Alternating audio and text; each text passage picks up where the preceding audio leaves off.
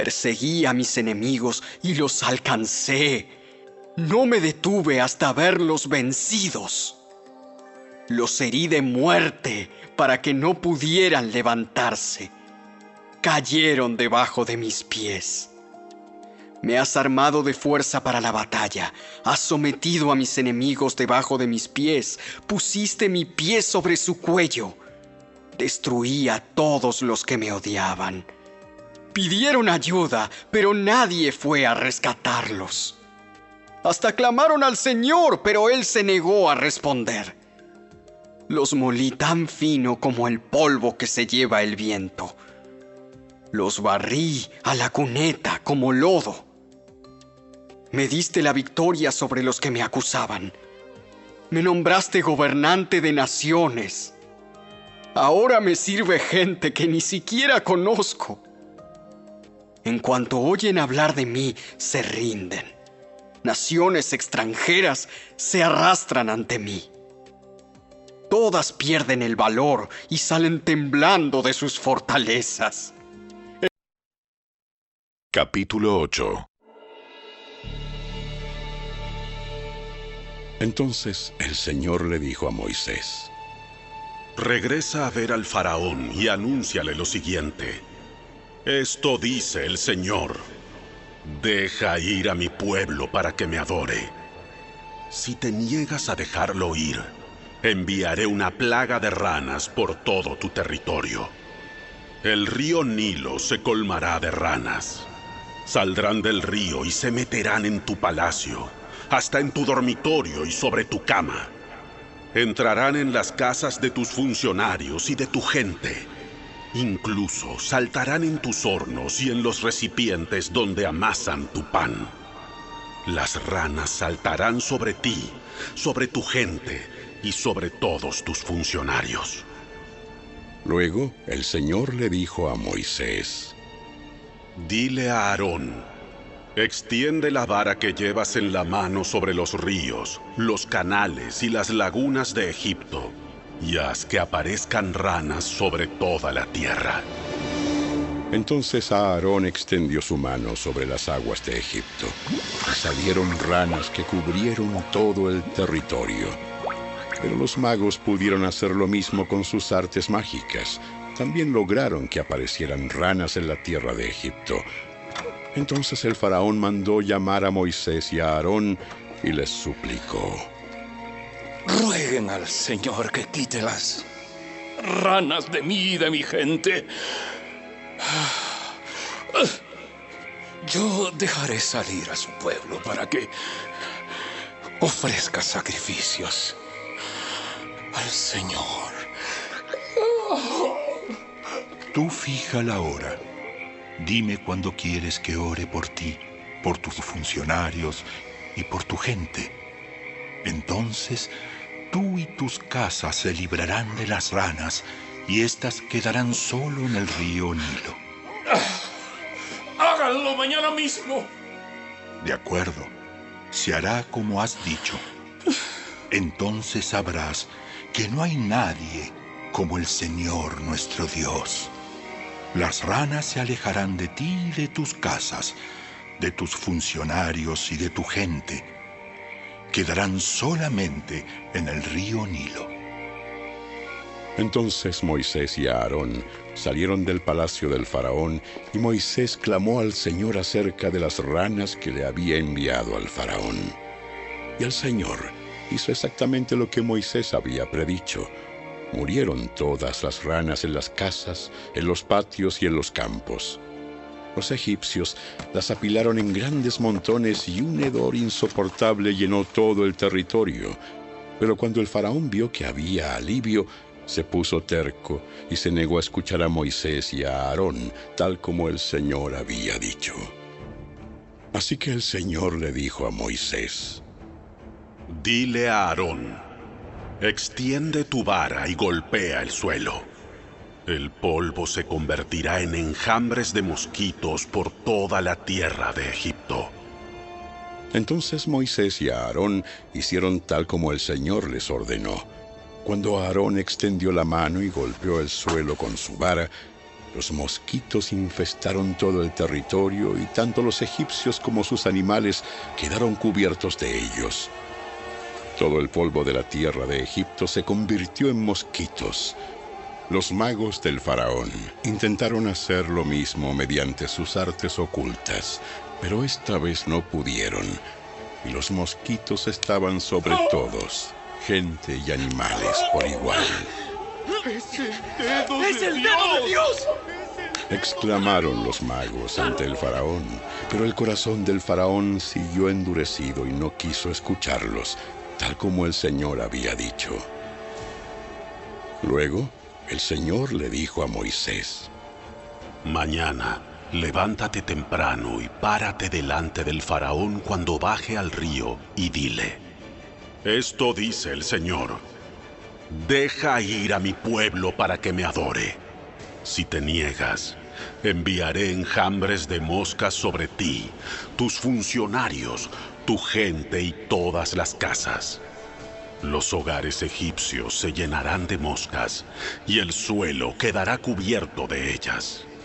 Pero esta vez haré una excepción con la región de Gosén, donde vive mi pueblo. Allí no habrá moscas. Entonces sabrás que yo soy el Señor y que estoy presente incluso en el corazón de tu tierra.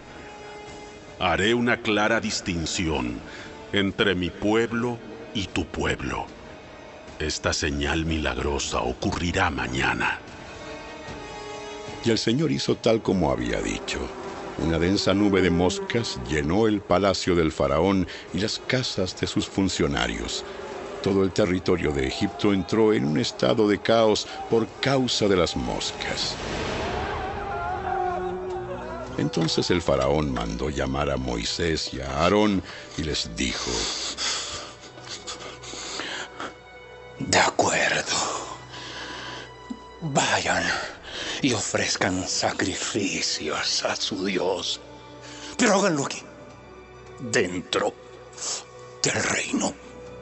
Pero Moisés respondió: Eso no estaría bien.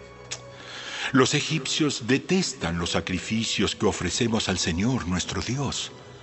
Si ofrecemos nuestros sacrificios a la vista de ellos, nos apedrearán.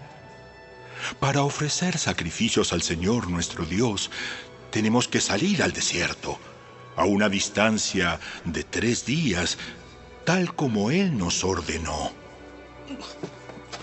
¡Está bien! Pueden ir. Los dejaré ir al desierto para ofrecer sacrificios al Señor, su Dios. Pero no se alejen demasiado. Apúrense y oren por mí. En cuanto salga de tu presencia, oraré al Señor. Y mañana mismo, la nube de moscas desaparecerá de ti, de tus funcionarios y de toda tu gente. Pero te advierto, Faraón, no vuelvas a mentirnos o a engañarnos y luego negarte a dejar salir al pueblo para que ofrezca sacrificios al Señor. Entonces Moisés salió del palacio del faraón y rogó al Señor que quitara todas las moscas. El Señor hizo lo que Moisés pidió, y los enjambres de moscas desaparecieron del faraón, de los funcionarios y de su gente. No quedó ni una sola mosca. Pero el faraón volvió a ponerse terco y se negó a dejar salir al pueblo.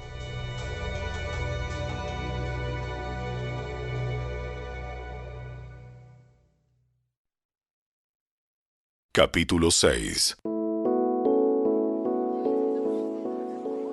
Jesús salió de esa región y regresó con sus discípulos a Nazaret, su pueblo. El siguiente día de descanso comenzó a enseñar en la sinagoga, y muchos de los que lo oían quedaban asombrados. Preguntaban: ¿de dónde sacó toda esa sabiduría y el poder para realizar semejantes milagros? Y se burlaban. Es un simple carpintero, hijo de María y hermano de Santiago, José, Judas y Simón. Y sus hermanas viven aquí mismo, entre nosotros. Se sentían profundamente ofendidos y se negaron a creer en él. Entonces Jesús les dijo: Un profeta recibe honra en todas partes, menos en su propio pueblo y entre sus parientes y su propia familia. Y debido a la incredulidad de ellos, Jesús no pudo hacer ningún milagro allí, excepto poner sus manos sobre algunos enfermos y sanarlos. Y estaba asombrado de su incredulidad. Después, Jesús fue de aldea en aldea enseñando a la gente. Reunió a sus 12 discípulos, comenzó a enviarlos de 2 en 2 y les dio autoridad para expulsar espíritus malignos. Les dijo que no llevaran nada para el camino, ni comida, ni bolso de viaje, ni dinero, sino solo un bastón. Les permitió llevar sandalias, pero no una muda de ropa. Les dijo: Por todo lugar que vayan, quédense en la misma casa hasta salir de la ciudad. Pero si en algún lugar se niegan a recibirlos o a escucharlos, sacúdanse el polvo de los pies al salir para mostrar que abandonan a esas personas a su suerte. Entonces los discípulos salieron y decían a todos que se arrepintieran de sus pecados y volvieran a Dios. También expulsaban muchos demonios y sanaban a muchos enfermos ungiéndolos con aceite de oliva. El rey Herodes Antipas pronto oyó hablar de Jesús, porque todos hablaban de él. Algunos decían: Este debe ser Juan el Bautista, que resucitó de los muertos. Por eso puede hacer semejantes milagros. Otros decían: Es Elías. Incluso otros afirmaban: Es un profeta, como los grandes profetas del pasado.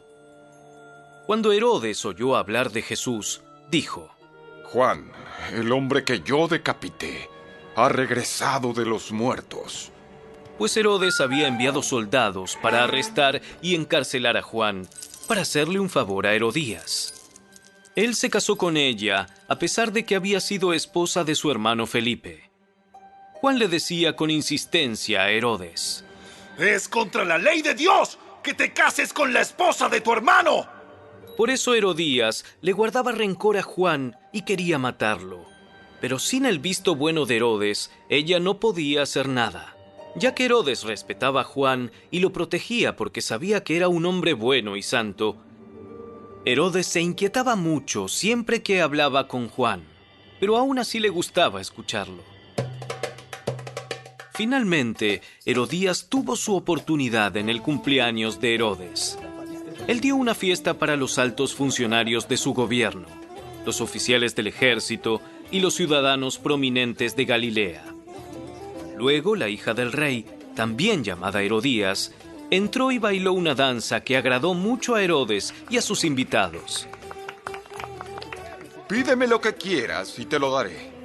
Te daré cualquier cosa que me pidas, hasta la mitad de mi reino. Ella salió y le preguntó a su madre: ¿Qué debo pedir?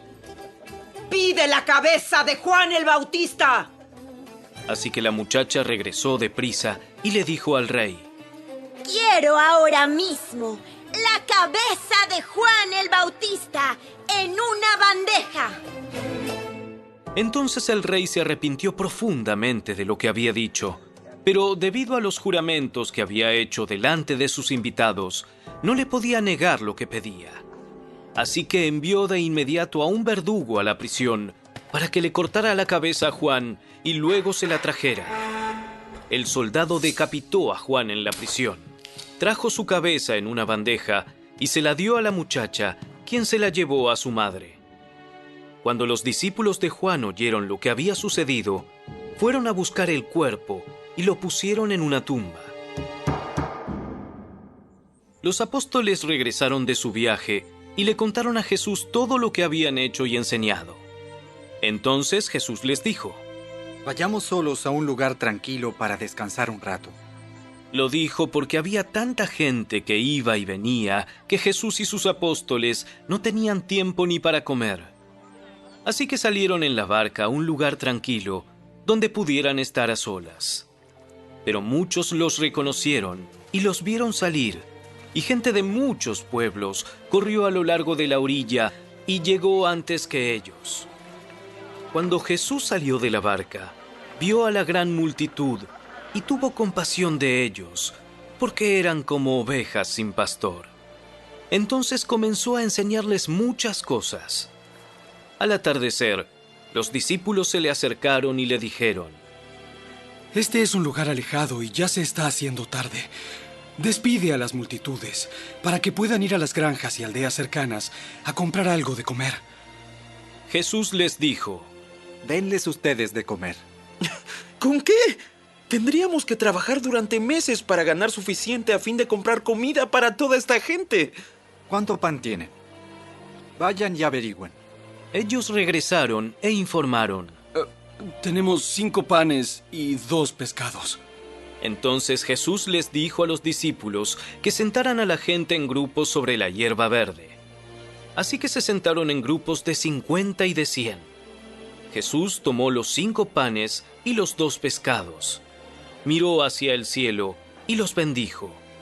Luego, a medida que partía los panes en trozos, se los daba a sus discípulos para que los distribuyeran entre la gente. También dividió los pescados para que cada persona tuviera su porción.